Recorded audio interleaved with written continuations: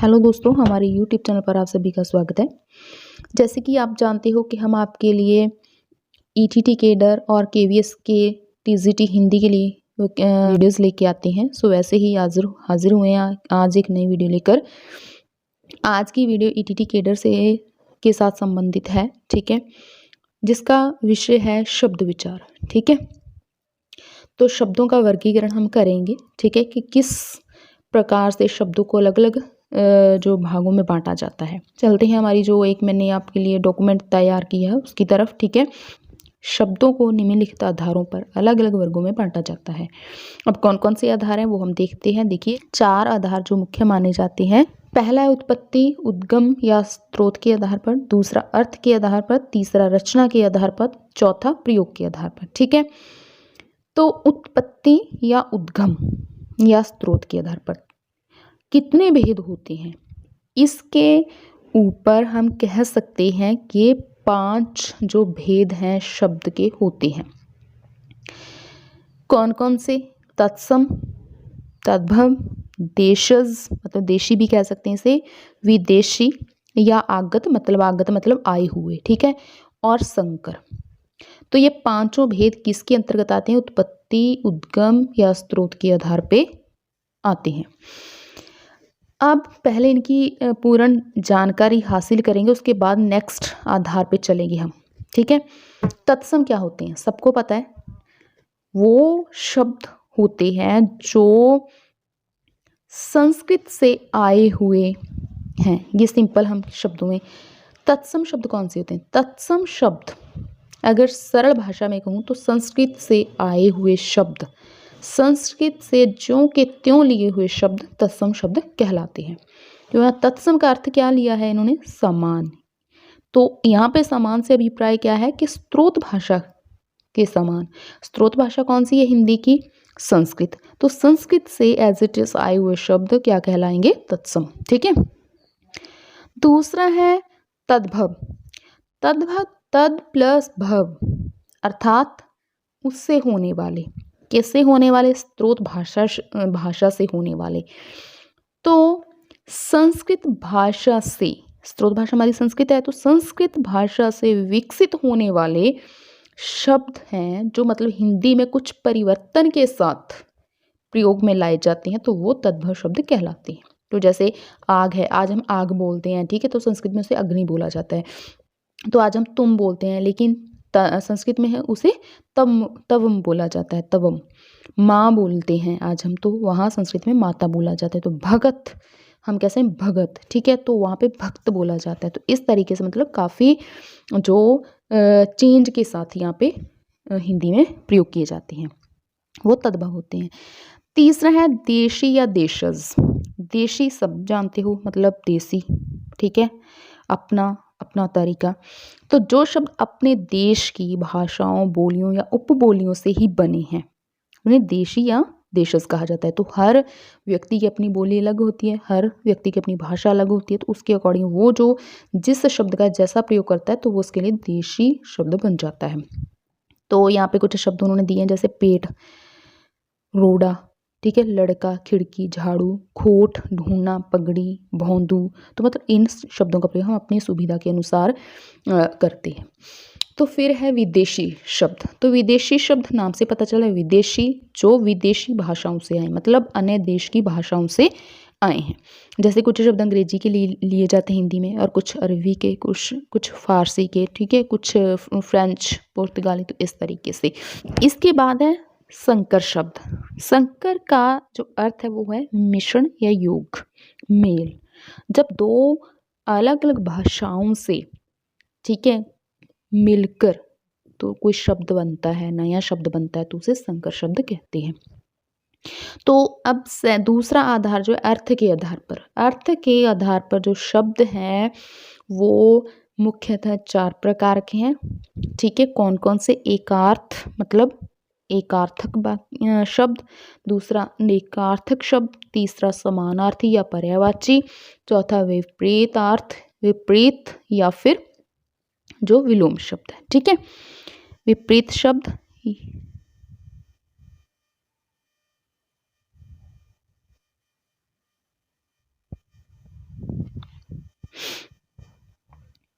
चौथा है विपरीत या विलोम शब्द। तो एकार्थी शब्द, एकार्थी शब्द जिन शब्दों का प्रयोग केवल एक अर्थ में ही होता है, मतलब जिसका फिक्स अर्थ है कि बस इस शब्द का अर्थ यही वाला होगा। जैसे हम कहते हैं लड़का, तो लड़का मतलब बॉय, तो एक ही अर्थ है उसका और कोई अर्थ नहीं है। ऐसे घोड़ा, घोड़ा कहते हैं तो घोड़े का एक ही अर्थ है और कुछ नहीं है। हम ऐसा नहीं कि घोड़ा बोलते हैं और कोई और जानवर समझ जाए, ठीक है। तो माँ, घर, जनवरी, फरवरी जो भी है, ठीक है, वो सब एक ही अर्थ वाले शब्द हैं। फिर दूसरा है अनेकार्थी शब्द। अनेकार्थी शब्द मतलब ऐसे शब्द जिनके अनेक सारे अर्थ होते हैं, ठीक है। वो हमारी जब बात कहते हैं तो बात कहने के ऊपर जो निर्भर करता है कि हम कौन सा अर्थ लेकर बात बोल रहे हैं। जैसे हम कहते हैं यहाँ पे अंक शब्द है, हम बोलते हैं अंक में बैठ जाओ, तो वहाँ पे उसका अर्थ हो जाएगा गोद, ठीक है। तो अंक देखो कितने हैं, तो वहाँ पे संख्या हो जाएगी। तो इस तरीके से अंक जो शब्द है उसके अनेक सारे अर्थ हैं। यहाँ पे उदाहरण के लिए देखा है, देखो गोद, संख्या, निशान, नाटक का सर्ग, ठीक है। उपसर्ग का एक प्रकार, मतलब जब कोई नाटक खेला जाता है तो अलग अलग पार्ट में बांट लिया जाता है, तो वो अंक कहलाते हैं, उसके जो पार्ट्स होते हैं। तो फिर तीसरा है समानार्थी या पर्यायवाची शब्द। तो समानार्थी या पर्यायवाची जो शब्द जिन शब्दों के अर्थ में समानता होती है, मतलब एक अर्थ वाले, ठीक है, एक अर्थ वाले कई शब्द, सेम अर्थ वाले या सेम अर्थ वाले शब्द, ठीक है। जैसे इच्छा है, तो इच्छा का अर्थ क्या हो जाएगा, चाह, चाहत, जी, मन, अभिलाषा, तो कितने सारे अर्थ हैं इच्छा के। तो इस तरीके से, ठीक है, मतलब सेम अर्थ हैं सबकी हैं। चाह का अर्थ भी वही है, चाहत का अर्थ भी वही है, मन का अर्थ भी वही है, अभिलाषा का अर्थ भी वही है। तो इस तरीके से जैसे गंगा कह लें, तो गंगा हमें पता चले कि नदी, तो सुरसरी बोलेंगे तो भी नदी ही आएगा, सुरसरिता बोलेंगे तो भी नदी ही आएगा, सुर नदी बोलेंगे तो भी नदी आएगा, देव नदी बोलेंगे तो भी नदी आएगा। कौन सी नदी, गंगा नदी, ओके। तो ऐसे ही चौथा है विपरीत शब्द। तो विपरीत मतलब विलोम शब्द। तो शब्द विपरीत अर्थ रखने वाले, मतलब ऐसे शब्द जो एक शब्द के विपरीत अर्थ रखते हैं शब्द, तो वो विपरीत शब्द कहते हैं। जैसे चतुर, चतुर का हम क्या बोलते हैं, उल्टा क्या है, विपरीत क्या है, विलोम क्या है, दयालु। कायर का वीर, प्रकाश का अंधकार, ठीक है। तो ऐसे ही जो आगे है हमारा रचना के आधार पर, तीसरा आधार रचना के आधार पर। रचना के आधार पर 3 प्रकार के शब्द होते हैं, रूढ़, योग रूढ़, यौगिक। तो सबसे पहले रूढ़। रूढ़ मतलब जो प्रचलित हैं, ये हो चुके हैं एक ही अर्थ के लिए, ठीक है। तो मतलब यौगिक से ये भिन्न होते हैं। तो अतः जो शब्द किसी अन्य शब्दों के योग से ना बने और परंपरा से किसी विशेष अर्थ को प्रकट करें, जो एक विशेष अर्थ के लिए प्रयोग किए जाते हैं। तो जैसे हम बोलते हैं, हम कोई भी बोले, छोटी बोलें, छोटी, छोटा सा शब्द है मैं इसीलिए उठाया, छोटी बोलें, तो छोटी मतलब छो प्लस टी, और ये सिर्फ 2 वर्णों से कह सकते हैं हम, मिलकर बना है और इसका अर्थ भी फिक्स है। छोटी मतलब मेरे से छोटी, ठीक है, उससे छोटी। तो जल, जल का अर्थ जल ही है, पानी ही है, कोई और अर्थ नहीं होगा कभी भी, ना ही ये किसी दूसरे शब्दों से मिलकर बना है, अपना ही एक रूढ़ शब्द है और एक ही फिक्स अर्थ के लिए प्रयोग किया जाता है। तो फिर यौगिक शब्द। यौगिक शब्द जो योग से बना है, मतलब 2 शब्दों के योग से बना है और फिर वो क्या हो चुका है कि वो उस अर्थ के लिए प्रयोग किया जाता है, ठीक है। देखिए जैसे रसोई घर शब्द है, तो किस किस योग से बना है, रसोई प्लस घर। तो यहाँ पे रसोई घर एक हम मतलब अपनी किचन के लिए उसका प्रयोग करते हैं शब्द का, ठीक है।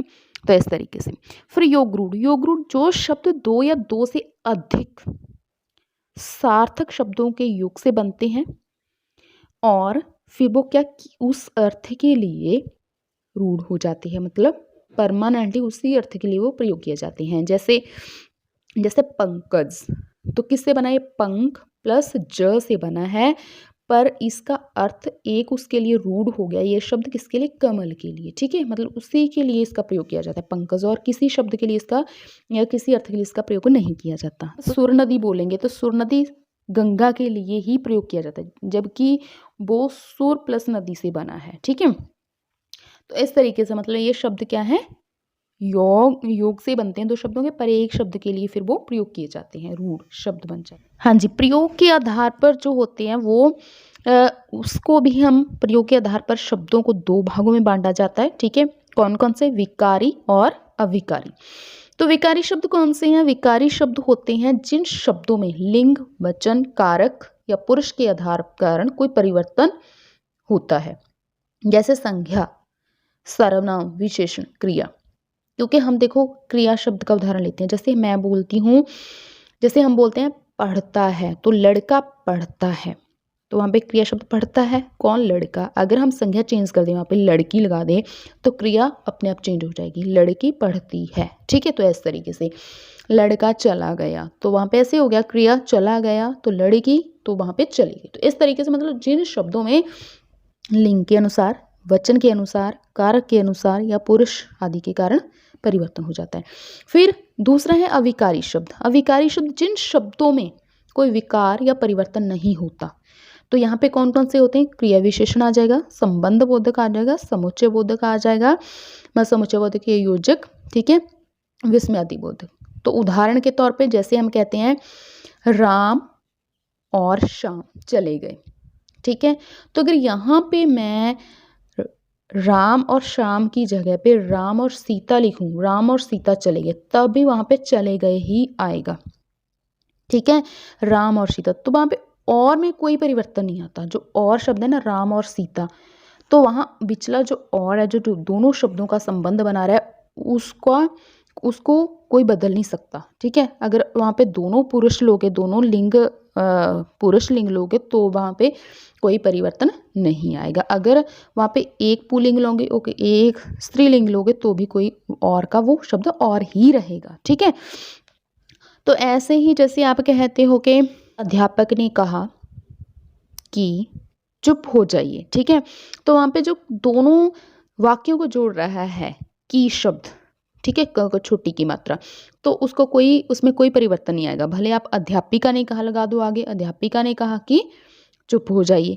ठीक है, तो वहां पे मतलब कहने का भाव है कि ऐसे कुछ शब्द होते हैं वाक्य में या शब्दों के बीच में कि जिनको हम बदल नहीं सकते, ना ही वो लिंग के आधार पर, ना ही वचन के आधार पर, ना ही वो पुरुष के आधार पर। ठीक है, मतलब उनमें कोई परिवर्तन नहीं होता। तो इस तरीके से वो अविकारी शब्द होते हैं। तो हाँ जी, अब ये थी हमारी आज की क्लास, जिसमें हमने शब्दों पे विचार किया, शब्द विचार किया। ठीक है, तो उम्मीद करती हूँ कि आपको वीडियो अच्छी लगी है। वीडियो अच्छी लगी है तो चैनल को सब्सक्राइब ज़रूर कीजिएगा, वीडियो को लाइक करें। और अगर आप ईटीटी केडर की अच्छे से तैयारी करना चाहते हैं और डीपली और हर एक टॉपिक को क्लियर करना चाहते हैं, तो हमारे चैनल के साथ ज़रूर जुड़िएगा। तो वीडियो देखने के लिए आपका बहुत बहुत धन्यवाद। Thank you.